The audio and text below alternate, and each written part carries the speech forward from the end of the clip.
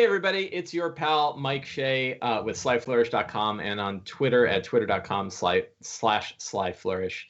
And I am here today with Paige Leitman. Paige, would you like to introduce yourself? First of all, did I pronounce your last name right? It's Leitman, but the I and the E are backwards, which has caused generations worth of confusion from Ellis Island to the present day. Yeah, it's okay. I get Shea all the time. So right. Please introduce yourself if you would. Sure. My name is Paige Leitman. I am an Atlanta resident, and my husband and I run the D&D Adventures League at DragonCon. We write CCC content for it. Hey, Rudy, it looks like the channel jumped back over to the shared side. I'm looking at Twitch. It jumped back over to somebody's shared game, it looks like. Oh, is it really? Oh, are we still live? Wow. I suck. Sorry. Continue, Paige. All right. So where are we? DragonCon. We've been running Adventures League and writing for Adventures League at DragonCon for 3 years. For those of you who don't know, DragonCon is about a 80 or 90,000 person convention in Atlanta, Georgia, every Labor Day. We've also written for D&D Adventures League. We wrote 5.2, The Black Road. I have been organizing cons for 2 editions now. I've been organizing conventions for 3 editions. We have this weird collie-like instinct to herd gamers.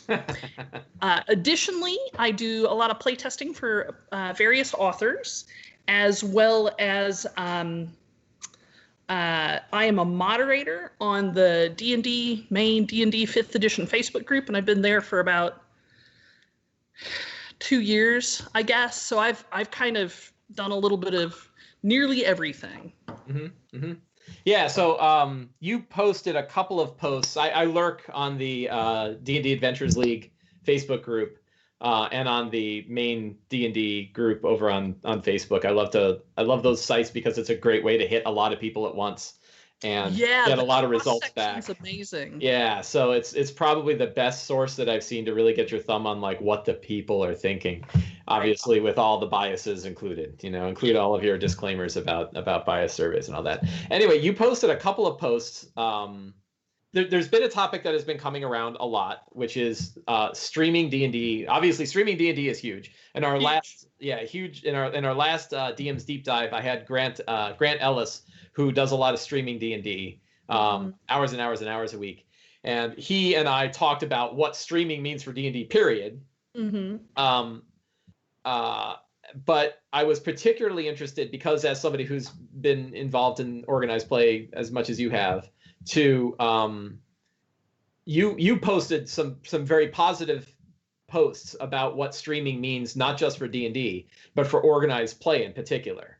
Sure. And this has felt like an area where there's a big split between what streaming D&D looks like and what players who learn about D&D from streaming think D&D is like, and what the Adventures League is. So I like those posts very much, and I said I wanted to have you on the show so we could talk specifically about this topic.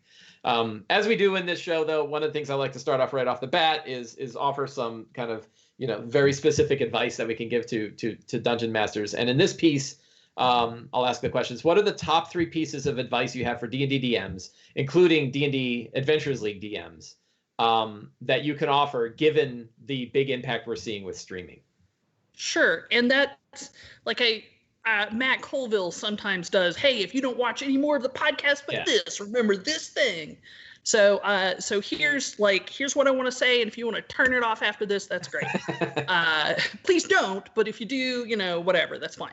So the first and most vital piece of advice I have for DMs is to wake up. I mean, wake up. Our hobby is changing and it's growing, and this is the golden age of D&D. It's never been this good before, and I don't know that it'll ever be this good again. So you need to get out there and you need to experience it. Not just your home game, not just your friendly local game store. You need to go to a convention and see how the demographics are changing. Look who the young players are, see what they look like, see what they're interested in. Go online and talk to people about it. There are many places online to talk about what's new in D&D why do you love D&D? Also, strong piece of advice is watch streaming shows. You may be a crusty old grognard like myself. I was just talking to Mike how I learned Redbox back in the day. Mm-hmm. Even if watching D&D doesn't sound like fun to you, please go do it. Please go do it, because that is super important to our hobby. Like, I'm not a super fan of the Beatles, but I understand that they're hugely important to rock and roll, right? Right. You don't have to love it, but you do have to have some appreciation for it, because everybody else in your hobby is affected by it. Mm-hmm. So my first piece of advice, wake up, look at what's going on, just get out there and kind of experience beyond your home game table. My second piece of advice is to get out of the rut. You may have DM'd the same way for 30 years. God knows I have. It's time for you to learn some new tricks, because good enough is not good enough. Your home game table may like it, but you're not perfect. Like, Mm-hmm. There's all kinds of DMs out there who you can, through the virtue of streaming and the internet, see how they solve the same problems you have. And I guarantee you, you're going to find a couple of things that make your games much better. So, second piece of advice, get out of the rut. Be open to change. Mm-hmm. Just be prepared to learn something.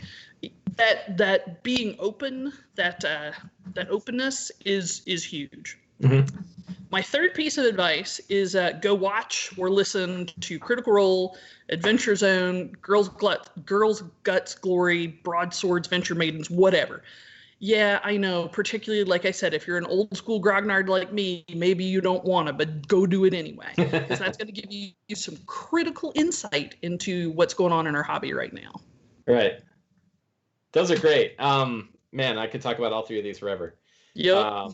I know that one of the tricky bits that I've had, and I hear this often, and I don't know if it's generational or if it's a different lifestyles and everything, but like, I barely have time to watch anything. Like, I feel like I don't have time for YouTube at all, and we're not even talking about YouTube. Now we're talking about live D&D. I'm like, who the hell has time for live D&D?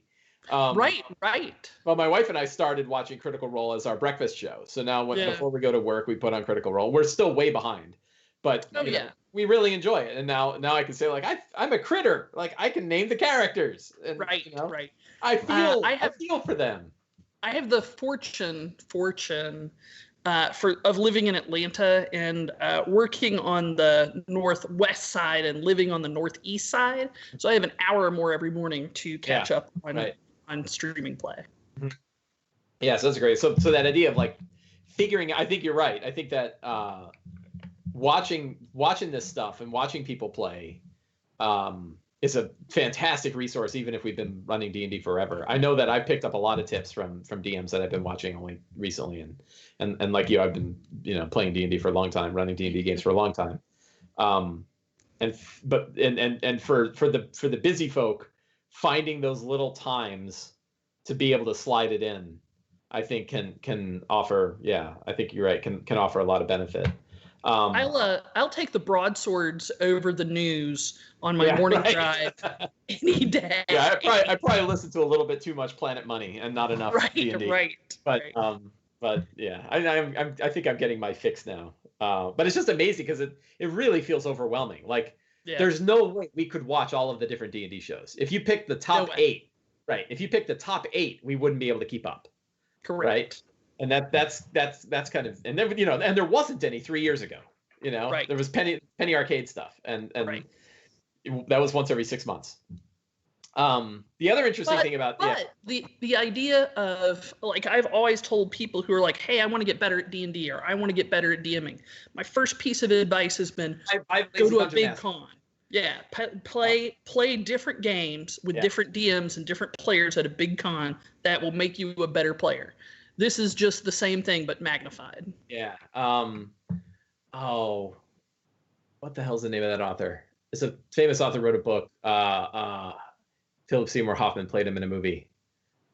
Wrote the book. I can't remember. Anyway, famous author who was known as a very famous interviewer, and he was interviewed about his ability to interview people, and they said, like, how do you interview boring people? And his answer was like, I think about why they're so boring. Like I'll sit there and I'll ponder like what in this person's life made them so tremendously boring. And I think with I think with D&D, like I've learned more from bad D&D games than I probably did from good ones. So I agree. Like I go to my wife and I go to a lot of conventions, and we play at conventions. I tend not to run games at conventions, and boy, I just keep notes, you know. And I'm not being mean and like, well, this person just sucks, but I'll just like, you know, this person like I remember Jay Africa, who plays big in Adventures League, was like one of the best DMs I ever had the opportunity to play with. And I just wrote like a whole bunch of Truman Capote. Oh, thank you. Truman Capote is the author I was thinking of that I couldn't remember. But Jay Africa stood the whole time, right? Like he ran a game on his feet, and I was like, that's a really powerful idea. You know, I wrote that down, and many people have talked about that. It's not Hunter S. Thompson. It was Truman Capote.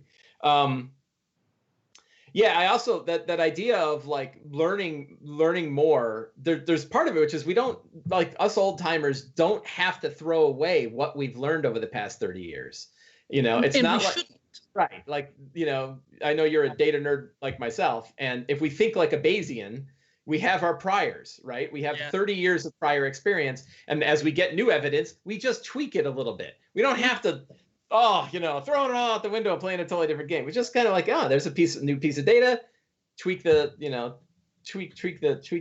total algorithm. And then as we get more and more and more, and it keeps piling up, we tweak it more and more and more. Right. And that's part of the pushback that I have gotten when I have suggested stuff like this is, I'm not Matt Mercer. I shouldn't have to DM like Matt Mercer. Dude, nobody is asking you to be Matt Mercer. Yeah. I'm not Matt Mercer. Right. Like nobody's Matt Mercer except Matt.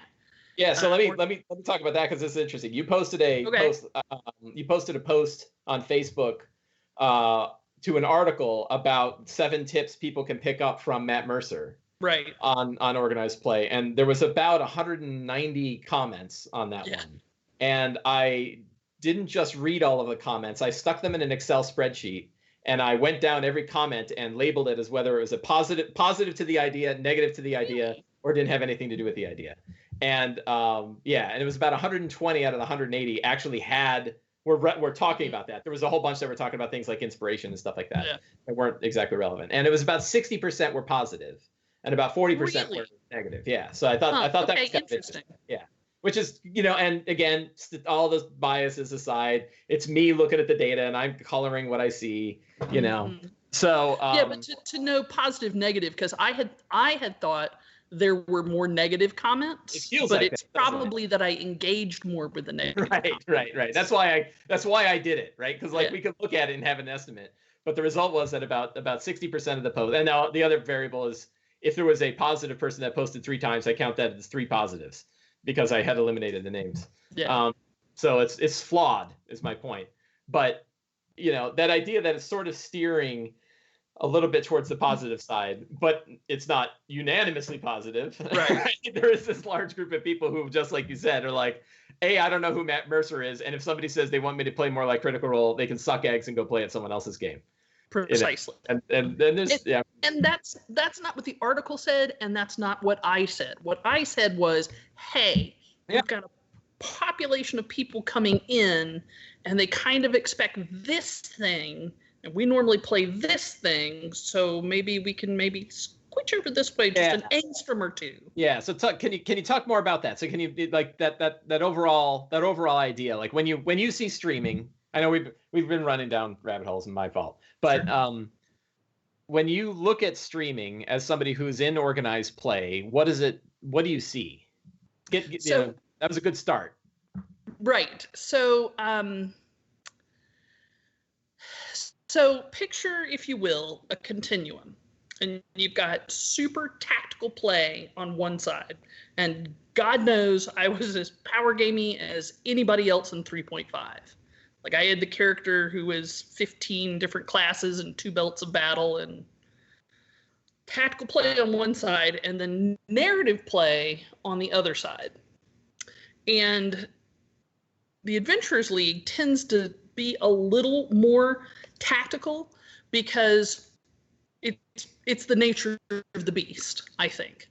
because we have strict time limits when we're playing in game stores and cons, because each adventure has to be written to run multiple groups through it, so it can't be perfectly tailored around your character. And it just tends to be a little tactical. Now, that's not saying everybody in the Adventurers League plays tactical. Some play very tactical, some play very narrative, some play in the middle. It's a bell curve. Mm-hmm. Streamers, on the other hand, kind of have a different set of expectations because every game is essentially a home game. There's no time limit. It takes however long the players want to take with it. If you spend, a whole session in the magic item shop talking to the person selling you magic items, that's fine. As long as, it's modestly entertaining, the streamers are great with that. Like that would drive an Adventurers League con coordinator into a fit. And in a streaming game, the adventure's based around this person's backstory and how it deals with that person's backstory and that person's backstory. We don't have that ability to do that in Adventurers League. So streamers kind of have a different view of the game, and I think it tends to be a little more narrative. And AL people have a different view of the game that tends to be a little more tactical. Actually, can we put up the Yeah, Rudy, do you have the slide? Excellent. So you have these two different populations, and that's not saying that tactical is right and narrative is wrong, or narrative is right and tactical wrong. They're both absolutely fine ways to play D&D, and Lord knows there's a lot of people who've had a lot of fun playing on both ends of that spectrum and somewhere in the middle. So the question for Adventurers League is, geez, we have a whole bunch of new people coming in who have a slightly different expectation for what Dungeons and Dragons is. What do we do? Mm-hmm. So that has been my whole point. What do we do? Was that a rhetorical question? I need the answer. Yes. So the thing is, we have the same goal. Like both the streamers and the hardcore AL guys, we have a goal, and the goal is to sit down, play D&D, and have a great time. Like that's all both parties want. So because we have the same goal, I feel like we can get there, and I feel like. So there's two different ways to get there. One is to manage the expectations of the streamers and say, hey, folks, not everybody is Matt Mercer. Be prepared, set your expectations accordingly.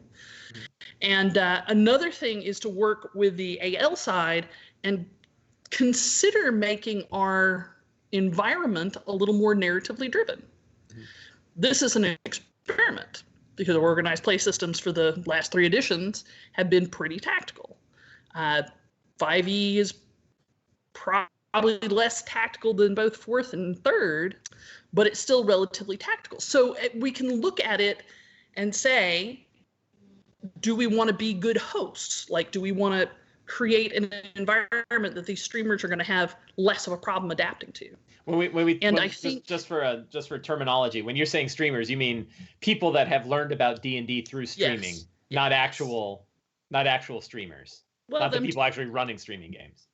Yeah, well, I mean them too, but the people who learn D&D from the streamers. Right. So the people who set their expectations about D&D from the streamers. Yeah, based on what they're seeing on streaming. Right, and I think that both things, the way to solve this is to have both sides try and meet in the middle a little bit. And it seems to me, and I have no inside knowledge, I have no data, I have gut feelings and anecdotes. So let me start with that disclaimer. It's my gut feeling that Wizards of the Coast is trying to push Adventurers League a little more narrative. Like, look at the number of streamers that wrote mods for Season 7. Mm-hmm. Not an accident.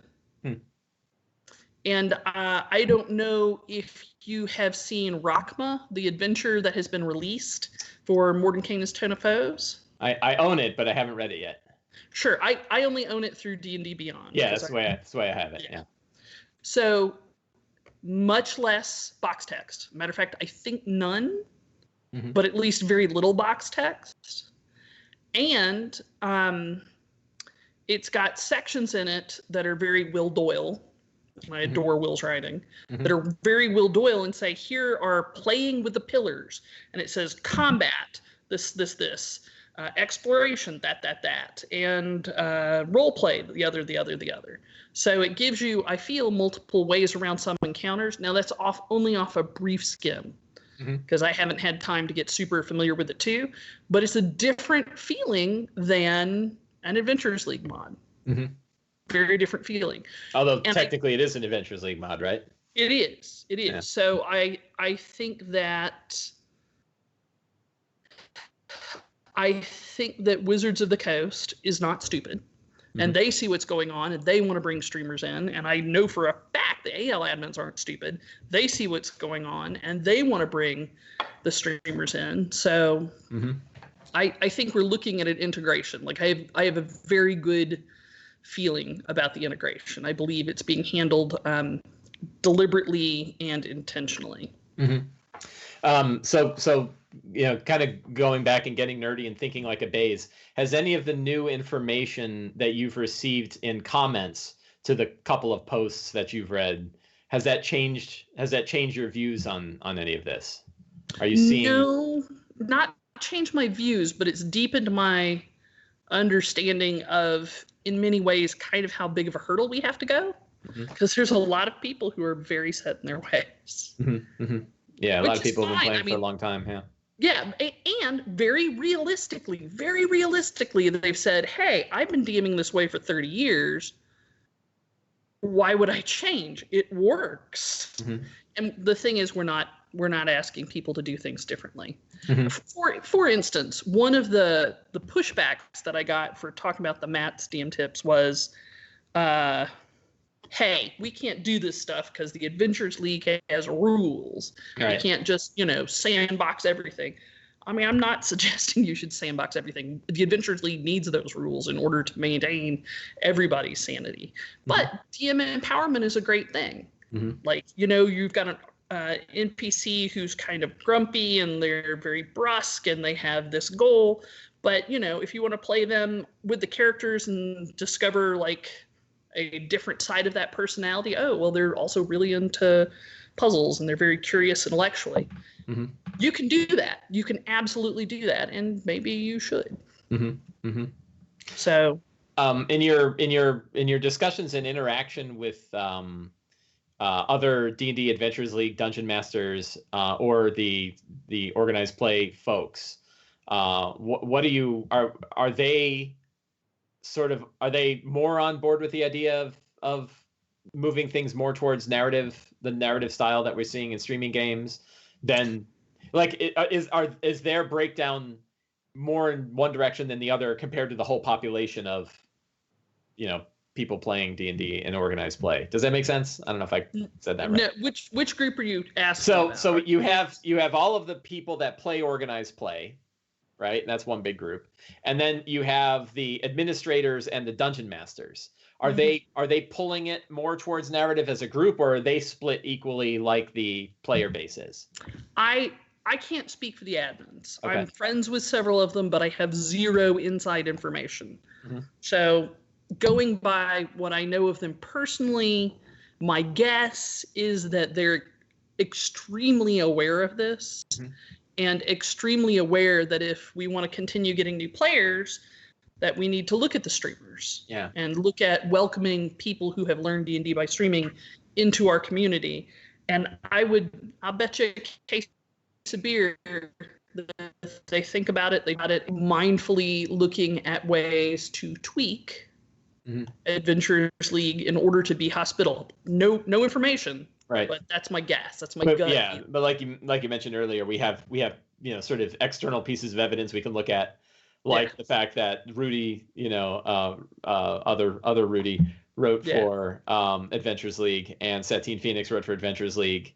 And there was another streamer that wrote for season 7, but the name escapes me. Yeah. But WotC knows. Sure. Yeah. So we're definitely seeing evidence that it's heading that way, and I wonder if that is going to end up leading to more resistance. I don't know. I mean, because also, I mean, you're aware, obviously, of the rules for organized play that came out in the back of Xanathar's Guide to Everything, which kind of made like record scratch. We all look around as like, hey, what do you mean? You know, where you have 4 checkpoints. Each mod gives you a checkpoint or 2, and you get 4 checkpoints, and you go up a level. And you buy treasure with treasure points. Oh man, I really hope they put that stuff in play. I imagine they're going to. Yeah, I don't know. But yeah. I'm not super excited about that change. But you know, change is scary. I'm not super excited about that. I'm tired of the income tax forms for my characters. Yeah. Oh my god. But the thing is, organized play, which has been churning for 20 years, maybe between 20 and 25 years, we've had various, for just Dungeons and Dragons, has had various iterations, and you'll learn something every time you try something. Sure. Even if it fails, even if it doesn't work, you always learn something, and that's necessary.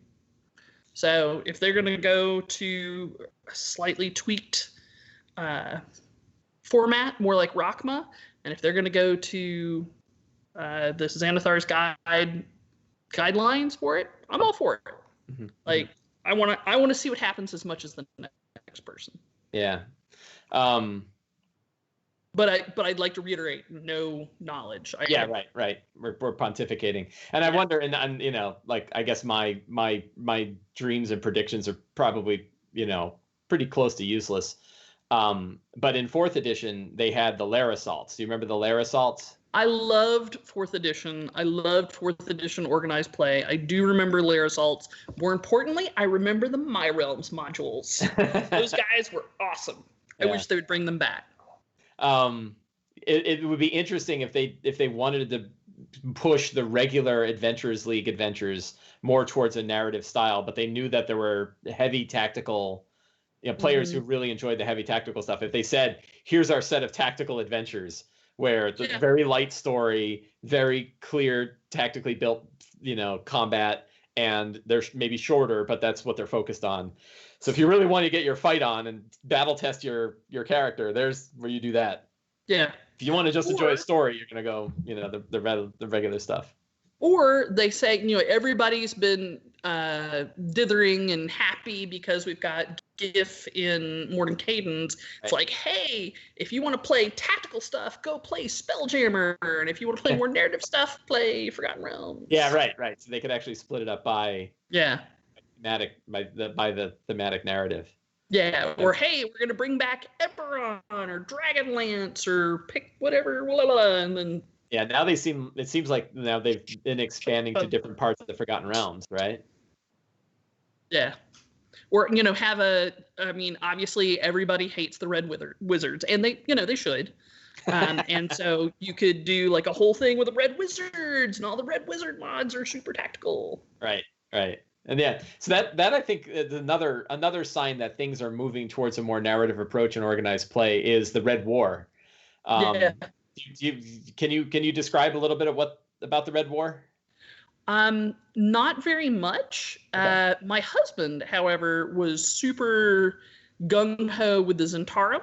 And I have good friends that were in with the Order of the Gauntlet and Harpers, but I was very exterior to it because I was trying to get 6 mods through editing at the time and did not have patience for another thing. So definitely talk to Jonathan Connor Self or get Ben on there and have him talk to you about it. For our listeners who don't know anything about it, I can give a basic overview, but sure. I don't have much in the way of details. So fan-made Facebook groups that had nothing to do with the admins and nothing to do with the WotC came up for the major factions. And they decided basically that due to some of the events in Flan, they wanted to go to war with Thay. Mm-hmm. Was it Flan or Mulemaster? Mulemaster. You're absolutely right, Mulemaster. And that they, had the Harpers are talking to the Order of the Gauntlet about battle plans, and, the Emerald Enclave says that we can do this. And they came up with all this great fiction and excitement about it, and then basically took it to Alan Patrick and is like, Yeah. Let's go. And it was great fun for all the people that were involved, and I think most of them would love to see more stuff like that, but it's really hard to manage that stuff, so I don't know any plans. Yes, well, at Origins there is actually a Red War module, right? There's an epic, I think. Yeah. I have tickets for it. So people were shivving each other for tier 4 tickets. Yeah, I didn't get tier 4, and tier 4 is crazy. I'll just stick to my tier 2. It is. But yeah, from what I had heard, like you said, it was sort of like players that got together and like sort of went to the the courthouse door and nailed a thing on the front saying we are pissed off at the Red Wizards, and we want them out of moment. And the DMs, the admins were like, what the hell's going on? Like right. What the hell? What is this? Is this in character or not in character? I can't tell, right? Yeah. And then kind of it sounds like people sort of ran with Garrett Colin is a friend of mine and a DM that I've played under for a long time. Well, he's amazing. A few different games I played under him, and I remember him just like super getting into it, on chat and everything else. So that to me is a good sign that the whole attention that's been applied to that. This sort of it was a player generated idea. It has nothing to do. It's not like it was an online campaign to break the core +1 rule, which we hear all the time, right? It was an in-game, right. It was an in-game piece of narrative that where players got together and said, we want to sort of push the story this way. Which, if you think about the home game idea and the more narrative approach that some DMs will take, where they say like they do like a session 0 and say, where do you guys want to go? My Tomb of Annihilation game, a group now has their own base and they have 100 hirelings. And you're like, in the jungle? They're setting up a mining operation. Right. So now we can almost see that happening at the large scale in organized play. And that's a pretty fantastic thing. And I think it's a good sign that that people are moving to this narrative approach. Something else that I saw that was interesting, this was at Origins a couple of years ago, was that many of the rewards, the story rewards that were being given, had no real mechanical benefit at all. They were like noble titles, or an estate, or it was all. And I remember like my immediate reaction was like, that's not a +1 sword. Who cares, right? Like that. How does that improve your armor class? And then I was like, that's really cool. Like, because I was watching people who, in my myopic view, I thought of as tactical gamers who only cared about whether or not their character had a better saving throw, and they were like really excited about this. Thing that they got, and they were really like wait in line. Like I was at Origins last year in XP track, so I know people that specifically paid the money to get on XP track just so they'd have a good chance, not a guaranteed chance, a good chance to get a boat, one of the ships from Five Chins. Yeah, that's worth $240. Yeah. Yeah. So, but that also showed me that it was.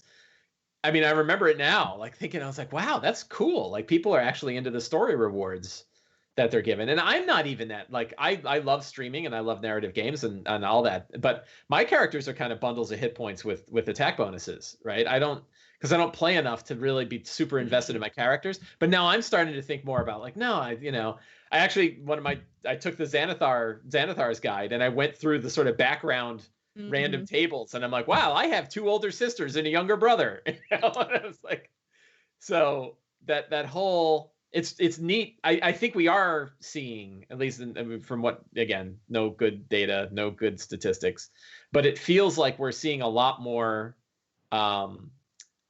people in organized play that are heading towards that more narrative approach. Yeah. There's one interesting thing you brought up, which is sort of a totally, it's a brick wall that cannot, like literally in the physical universe, cannot change, which is that we can't break time. And these events are timed, right? And we don't run long, Matt Mercer gets to decide when his game is going to end and knows where to pick up, right? But I mean, if we're playing at my house, at my table, and it was like, hey, do we care if we do this mod in 1 session or 2 sessions or 3 sessions? nobody really cares as long as we're having fun. Then we're gonna spend an hour talking to the guy who sells magic.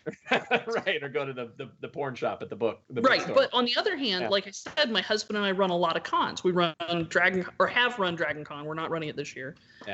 We're handing it off to the next generation. But like, I come up to a table at 3 hours and 30 minutes and like, are you done yet? What about now? What about now? Because you know who's hard to muster? Players who haven't had a chance to eat yet. Yeah, right. That is just not any kind of fun. Yeah.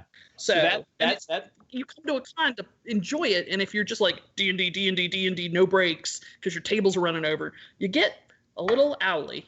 Yeah, and I wonder. So I think that's might be like the rest of it is sort of a fuzzy social and sociological sort of thing to look at on how do you get are people who are real into tactical game, are they going to be okay as the whole as the whole that whole big wave that you have starts to shift towards the narrative side. But then there's this also like, well, however these adventures go, you still got to finish them in roughly 3.5 to 4 hours. Yeah. And it won't help if you finish them in 2 hours because there actually wasn't any combat when you thought there was going to be. But they found out, well, they stealth checked their way around 2 of the battles. So in the most recent batch of CCC that Ben and I sent for editing at Baldman Games, which is the second Origins second Elmwood second series, which was Origins last year. Yes, I know they're very late. We added a piece of text, which I actually put here so I could see it. We actually put a piece of text in these very tactical encounters because we like writing hard tactical encounters that says enemies in the cave of danger can be tricked, bullied, or otherwise bamboozled by clever characters. Bribery will be expensive because of spoiler. Use passive insight and passive perception of enemies listed in their stat blocks. Skill check DCs should be 14 for things that seem plausible or 18 for things that seem implausible. Reward clever ideas and good role-playing with advantage. So that's like a small way you can say, no, you don't get full XP because you didn't kill all of the ogres and you snuck by them. Negative Ghost Rider. Yeah. If they sneak past the ogres, they absolutely get the XP for them. Right. And I think just a clear statement of saying that, hey, you don't have to kill everything in order to get maximum rewards would go a long way towards a more narrative style of play. And that's actually one of the reasons I'm eager for those. I mean, I'm eager for the Xanathar organized play guidelines for a few reasons. But one is that like it just takes all of that off the table. Like there's no longer a worry about what you did. I mean, it doesn't make any sense to me either. Like, we don't know how the hell our game's going to go. And we don't necessarily know if one of the players is brand new and does stupid things. Should the whole group suffer with less experience for it? It's like, why we're all here sitting at a table. What's that? Or worse yet, the guy who knows better and is an old player but plays chaotic neutral and does stupid things. That person. We're not going there, but yeah. So, just the idea of like, why not just have it based on game time, and it's like you play for 4 hours, you gain a level. Like it's, who are we hurting? Like where does it really matter? So this brings back perspectives from Living Greyhawk, and for all you young folks, Living Greyhawk was the organized play system for third edition. So back when we had to ride a Diplodocus to get to the convention, and you had to work really hard to get anywhere in that game. Like it was really hard. And there's something to be said for how much you love a character because you took so much time to level them up and you got, de-leveled because you got with the wrong kind of undead a few times. So there is some joy in working really hard at it and some pride. Whereas Xanathar's, it's just like I just showed up and now I'm 4th level. Right. So both are good. 95% of the time it ends up that way anyway, though. At least in my experience, like I don't know that I've ever in all of the. I mean, and it's again, I don't play. I run pseudo organized play games at my FLGS, and I play in convention games probably 3 to 4 times a year, and about 4 to 6 games each convention. So not a ton. But But in all of the 5th edition organized play games, we never didn't get the maximum XP for an adventure. Most GMs are just going to give you maximum XP because it's going to take them 5 minutes to figure out how many XP you earned. So they're just like, whatever, maximum XP. Right. And the end result is going to be, well, maybe it was a little less, but nobody cares. Nobody cares. So that's why it felt like the Xanathar rules are like, we know that no one cares. Just do this, But well, and you saw that with the milestones in Storm King's Thunder, because that really blew people's minds. Did they? So actually, it was milestones in Death House that blew people's minds prior to that. Gotcha. So one quick note: if anybody in Twitch has any questions, feel free to throw questions out there. I know we've had a lot of chatter. I see chatter in Twitch, but I didn't see any questions. If you have any, let us know, and we will. Sure. What's your question? Sure. Wait, who the hell are you? For one? My How'd goodness. You get in? It's me, Rudy Basso. I've been here the whole time. Oh my God. It's true. Hey, Rudy. Thanks for managing the show. I have a question. So one thing that happens in streams that can't be replicated in AL at all is audience interaction, by which I mean people can give bits, people can donate, and sometimes that has direct effect on the game. Do you guys think this is a negative thing? I understand you want to make a little money when you do your streams. It's a lot of time, a lot of effort. But do you think this is kind of a negative aspect to this medium for the hobby? You mean just from a streaming standpoint? From I guess like a game, just like in general standpoint. What do you think, Paige? So, from my standpoint, this is just one woman's opinion. Like, nobody goes into streaming for the fat loot. Like, you go to school and you go to school and you become a doctor or a lawyer if you want fat loot in life. So if they're giving money for your stream, then that's great. More often you see it with charity stuff, like, hey, rerolls because, Extra Life or whatever other charity. So, if the streamer makes a little more money, then God bless, because they're putting a lot of work into it. And if they're doing it for charity, that's great. I mean, frankly, in Atlanta, we have a culture where we do charity events for Extra Life. Like two of our big game stores on the north side, Gigabytes and Heroic, shout out, both do excellent game days and game weekends that give to Extra Life. Matter of fact, Heroic just raised $3,500 last weekend by running 2 epics, the 7-1 and 7-2 epic. It's kind of the same thing. If you're like, hey, for $1 I can reroll my dice. It's not interactive, and maybe at the table it's interactive. Like, hey, you reroll your dice. Here's my reroll token. Mm-hmm. I don't have a problem with it. And I've seen gaming conventions. So I go to a local convention called 1D4Con here, and it's in West Virginia. Yeah. And I see it advertised. Yeah, I like it very much. It might be my favorite con just because it's small and it's all my friends from around here. And they have a thing where like you buy cookies and you get tickets, and then you can drop the tickets in to get advantage and stuff like that. That's very cool. We burned them all in like one encounter. Like every one of us threw them all in. Yeah, the DMs are like, you got reroll tickets? Yeah, right. So all right, now's the time, right? Yeah, and I agree with you. Like, people that use in streaming. So the interesting thing is the streams I watch don't have that, right? Like, I guess Critical Role is pretty much the mainstream that I watch, and I'll dive into other ones and kind of peer. But I really haven't seen a lot of shows where the nature. I guess Jerry Holcomb did it a little bit in the C Team. But generally, I haven't seen ones that interact with the audience too much. But I also am a firm believer in never getting in the way of anyone else's hustle. If somebody found a good way to get money, good on them. Right? Like that's today's world. Oh my God, bless their hearts. We need all the help we can get, and what people want to do is up to them. I don't really see it as if it hurts the game, people wouldn't react to it, and then it would fade off. I don't know. Natural selection will be the Sure. Just wanted to ask that one. It was on my mind. We do have a question from Twitch chat. Sure. From Kithry210. Is there some way is there some way within AL to make better matches between DMs and players if expectations could be made explicit? Yeah. Would there be a way for DMs to self-identify as more tactical or more RP, and then let players know what your game is going to be like? Is that possible? What do you think, Paige? It certainly is, and in fact, the convention running group in Atlanta has talked about that. And it becomes self-selecting because it's like, hey, we're going to do a game for newbies, so we're specifically looking for DMs that are going to be good for newbies. Like, we've actually kind of discussed that, saying, hey, you know, this game is going to be super tactical, or this game is going to be super narrative.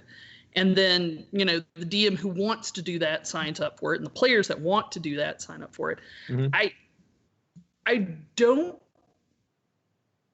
have any ideas off the bat about how to work that into AL as a group, but I think individual conventions or friendly local game stores could make that happen, and I think it'd be great. Let me ask a related question. Do you see and this is, you know, I'm kind of, everything falls into the trench in my head with this, right? Do you see the sort of tactical versus narrative? Does that correlate strongly with theater of the mind versus tactical combat? No, not really. Like, Okay. I haven't seen that in my experience, because I flip back and forth between theater of the mind and grid combat, because if it's a small combat or we're in a hurry, I don't use grid, I use theater of the mind. Yeah, I haven't seen a strong division like that, but that'd be an interesting research project to do. Yeah, so like I have I said I had my pseudo organized play game, and that's because sometimes we play organized play and sometimes it turns into homebrew all of a sudden when weird treasure shows up or it goes totally off the rails. But it's the same group of people, and the way I found them in the first place was going to the AL, the whatever the group was that was for our region back when we had regions. And I said, hey, I want to run a D&D game at this local game shop. I have a very narrative approach, and I tend to run theater of the mind. So if you're not interested in theater of the mind and a heavy narrative game, this probably isn't the game for you. And that worked really well. Break down. Like, people who need the grid will break down. For instance, the Origins Open last year, which we also ran at DragonCon last year, the first half is only theater of the mind, right. And you have both the DMs and players just absolutely coming unglued. Yeah, because they can't. I was at so I think did Teo Sabadia write that? Teo, Sean Molly, and Sean Merwin. Right. So they ran that at Origins last year or the year before? I can't remember. Last year, and it was also run in other places afterward. Yeah, right. So I played it at Origins, and I remember DragonCon. Yeah, because I'm kind of a big. I argue, like you, I argue for we should use whatever system fits the story at the time. And if a really cool battle map with great, a lot of tactically, chewy bits is relevant, then that's great. But we should also be open to using theater of the mind for either crazy battles you can't do on a map or for short battles where you really don't want to take the time. And Teos was very proud to run over, and I think he said to me, like, I want you to know, I wrote battles in here that you have to run in theater of the mind. I was like, that's not what I said at all. Like, I said it was up to the DM. But I remember they ran them, and we were playing it, and everything's fine. And they had the whole, like, the dinosaur comes bashing through. And the guy's like, a dinosaur burst through and it's attacking. And he's like yelling at it. And one of the players, like, practically just ran off. He's like, I don't know what the hell's going on. Like, right. He's like, he's like looking at the map and there's nothing on the map. He's like, where's the dinosaur? I don't know where it is. Yeah. So it's very funny that, like, like watching people come unglued was kind of, in my opinion, kind of fun to watch. Yeah, right. Like, that's what it felt like. It felt like it was good for people. Yeah. But yeah, I wondered, because it worked well for me. A couple of times I've just said clearly, like, hey, I want to run a game, but by the way, it's going to be more of a narrative focus. It's going to be more open-ended, and it's going to be, expect theater of the mind. Even when I run tactical, I haven't had theater of the mind people get mad that I then run a grid every so often, but I've certainly had it the other way. Yeah. So if I tell them I'm going to run theater of the mind and then sometimes run a battle map, they don't get too bent out of shape. But if you do it the other way, you're gonna have the other way. If people are expecting their tactical combat and you do it all in theater of the mind, they're like, I want to know how many things my fireball is going to hit, and I want to have to ask your permission to figure it out. So, yeah, that's interesting.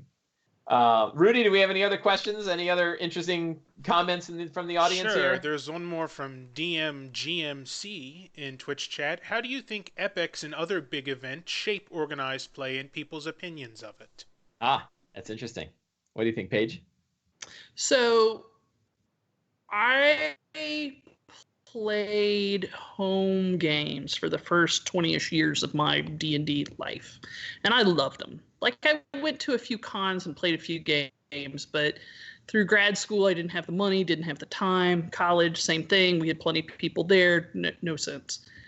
And one of the first battle interactives I went to was in 3.5, Living Greyhawk. And it was one of the terrible Grand March Jeff border skirmishes. And it blew my mind. I had so much fun. You had people willing to permadeath their characters in order to do the thing, whatever the thing was in that battle interactive. And people love them. Like, that is my experience, is that the people freaking love them. And they particularly love them when something serious is on the line, like we're going to get the dragon out of Flan. So we're going to, invade the hills, have the drow invade the Hillsfar Arena.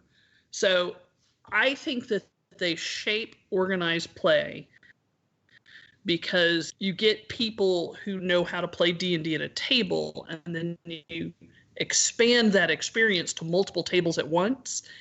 And it just dials up the adrenaline and dials up the intensity, and people freaking love it. And it is what really sells Adventurers League. Like, really shows the difference, right? Yeah, who are like, it's a game. We played it at a table. It was fine. It was D&D, whatever. I'm not super excited about it because I like homebrew better. Sure, fine. Yeah. Like, there's no doubt that a good homebrew game is probably superior to a normal AL game because it's tailored specifically for you. It's bespoke. But there's nothing you can do at homebrew like a battle interactive. Yeah, right. Yeah, so one of my favorite sort of D&D moments was in last year's Epic. My character was the first character to die after the Soulmonger had fired up. Oops. And my character was dead. His soul was stolen by the first one, I think, in the world, taken by the Soulmonger. And I got a certificate that said, "You're the first." And it's the only certificate like that in the world. And they announced it from the balcony to the entire room. And I got to raise my hands and be like, I died. And so now I have the only undead paladin in organized play because I have my little card and I have to give it to DMs and be like, my guy's undead. And I don't know what that means. I'm like, just read the card. So yeah, that's that. You don't get that experience. You get great experience. I mean, I love home games. Some of my best friends are home games. But I really like, it's fun to do both, and it's fun to see both. And I think that that really does show, and I think that's why we're seeing more of them in organized play than we used to, right? Like now, I've been to conventions. I think Winter Fantasy actually ran multiple epics, right? They were running 7-1 and 7-2, I think. Yeah, that's pretty interesting. That if you have a room with 72 people playing D&D in it, you might as well capitalize off of the fact that you have a room with 72 people instead of having 9 regular groups. Plus, the admins have made a decision that cons that are giving their proceeds to charity, and you have to run this through Alan Patrick because I don't have the full details, can run some of the old epics. Yeah. So we did the one, I can't remember the name of it, where the elemental cults attacked Mulemaster. Yeah. We ran that at Secret Mission Con in January of this year, even though it's old, retired, whatever.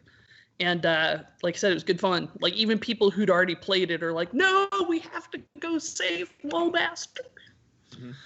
So they're fabulous. They're one of the best parts of the organized play hobby. Yeah. Rudy, do we have any other questions? No, I think that's about it. All right. Let me go down my list. I wrote my old questions out, and I wanted to see if have I missed anything. We talked about just about everything. I mean, again, it's very interesting. I guess we're going to see where things go, and I'm not a big believer in prediction. So it'll be interesting to see how this goes. But I think if we draw the trend line, I think the other, I don't think we have that graphic on hand, but the idea that, we're kind of not changing everything, right? Not throwing out everything we've done, but just sort of shifting the whole thing a little bit to the right. The right being more towards a narrative focus. I think it's in line with what Wizards has been doing with their adventures and with the style that they've been bringing for the game. Yep. It seems like that's more what people are gravitating towards when they're coming in from streaming. And it's not exactly an anathema to people who have been playing D&D. Like, I was a super tactical player too. Yeah, right. I was a super tactical player, and I'm more than happy to enjoy more of the story focused stuff. So I think it's really interesting. I do have some potential ideas that AL groups, ALDMs, and the Adventures League as a whole might use to help integrate cultures. So one thing that I think has to happen is it has to be led from the top. The AL admins and respected voices in the community, like Will Doyle, who's written so many adventures, right, need to openly discuss the need for additional narrative support. So that's the first thing that's got to happen to help integrate the cultures. The next thing we need to do is something we've already started doing is invite streamers into the community and give them a platform to educate the Adventurers League folks about streaming. Like literally go to the streamers for advice on how to integrate. We have to educate our community that this cognitive dissonance exists. Like, hey, these guys might have a different view of D&D than you did. Right. And get the community buy-in that it is important, that the integration is something that we need for our hobby. I think some restructuring of the adventures would be good. Like I said, I'm super excited to see the season 8 adventures when they come out. Yeah. We'll see how they prop up the exploration and roleplay pillars and make sure people are adequately rewarded for them. Yeah, that'd be really interesting. Another interesting idea I had is to maybe have season-specific flaws, bonds, and ideals that bind your character very strongly into the story for that season. They've done that sometimes, like they did it a little bit with Mulemaster, but I don't know that I've seen it since. Yeah. I agree. I mean, that I kind of wire that in, right? I usually build a new character for a season. Yeah. And I usually have to kind of come up with a reason myself, or sometimes I leave it blank until I've played a few adventures. And it's also different with CCCs as well. So there's the whole Shea Isle stuff, right? So I want to make a character that's sort of wired around Shea Isle stuff that'll only play around there. You should, because I've play tested some of those and they're pretty good. Good, yeah. Well, we're playing all three of them at 2.1, 2.2, and 2.3 at Origins. Good. So yeah, we're excited. Paige, this has been a fantastic conversation. I doubt it will be the last conversation on this topic, certainly anywhere, and hopefully not for us. Maybe you and I can revisit this topic again in a few months and see where we are. Maybe after season 8 comes out, we can kind of look at what changed and where we think this is going. I think this is I also doubt this will be the last time that I talk about streaming and try to dig into streaming on this show, particularly because it's an area of this game that is having a huge impact and one I really don't know a lot about. I'm trying, to talk to people and meet people and understand and have conversations like this because it is new to me, and I think it's new to a lot of people. So it's new to a lot of people, but it's new to a lot of us old AL people. But for instance, at DragonCon last year, we had a D&D demos, And I didn't think they would ever sell. I thought I was going to have 7 DMs with their thumbs up. Saturday morning, we had not only our room sold out, but a line of 300 people down the hall who wanted to play a little 2-hour, the 5-1, 6-1, 7-1 mini missions, or 5-1, 7-1 mini missions. And 90% of those people said one of 2 things brought them there. The first one was, hey, I used to play D&D when I was a kid. Now my kids are old enough to play. We want to check it out. Right. The second one was, I saw Critical Role and I want to learn to play D&D. I want to actually play D&D. Hundreds of people were saying this. It was amazing. And it was a big wake-up call for me to say, holy catfish, what is going on? I need to get some of this. Right. We need to start listening to these people. And it's only, Yeah, that's great. Well, I want to thank you again for being on the show. This has been outstanding. I've learned a lot. Do you have anything you want to plug? I do, but it's not any product. What I want to plug is, hey, if you're listening to this and you think I'm all wet, I might be, but get out there and talk to 5 new D&D players, and you ask them why they're playing this game. Just do your own. This is like your version of a Catchka, right? Like you are free to send me a comment after you've talked to 5 new DMs. Right. Five not new DMs, new players. Yeah, right. 5 new D&D players. Once you talk to 5 new D&D players, then you can talk to me. I like that. I should do more of that. I should figure out how to put myself in. Yeah. I think you're right. And I'm going back to some of your initial tips. I think watching a stream, right? Spend some time really trying to understand the people that watch streams and everything like that. Well, thank you again. I really appreciate you on the show. Rudy, thank you as always for managing our show tonight. Of course. Thank you Sorry, go ahead. I said he's the man. He is, yes. Thanks to everybody who came on to Twitch tonight, and for all of those that submitted questions. I appreciate it. And for all of you watching on YouTube or listening on the podcast, thanks to you as well. You guys have a great night. Bye. Thanks again, everybody, for watching.